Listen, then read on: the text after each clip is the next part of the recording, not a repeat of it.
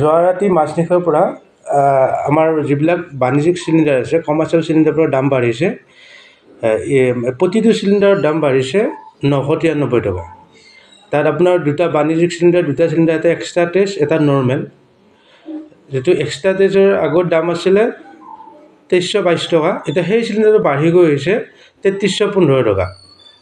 অকণমান প্ৰভাৱ পৰিছে, কাৰণ ইমানটো আমি দেখা নাছিলোঁ যে এটা চিলিণ্ডাৰত মোটামুটি 1000 টকাকৈ বাঢ়িব। হয়, আগত দেখিছিলোঁ 200 টকা বাঢ়িছে হায়েষ্ট, বা 100 টকা কমিছে, তেনেকুৱা আছিলে। এতিয়া নিশ্চয় হোটেল ষ্ট'ৰৰ পৰা প্ৰভাৱ পৰিব। আৰু লগতে আমাৰ যিটো আগত প্ৰব্লেম এটা হৈ আছিলে কি কমাৰ্চিয়েল চিলিণ্ডাৰ কম আহিছিলে, এতিয়া লাহে লাহে সেইটো অকণমান আমাৰ নৰ্মেলৰ ফালে আহিছে। কিন্তু কথাটো হ'ল হঠাতে ইমানটো বাঢ়িলে আকৌ আমি হোটেল ষ্ট'ৰৰ যিবিলাক কাষ্টমাৰ তেখেতসকলকে আমি আকৌ জবাব দিব লাগিব। অকণমান নিশ্চয় প্ৰব্লেম নোহোৱা নাই, প্ৰব্লেম হৈছে।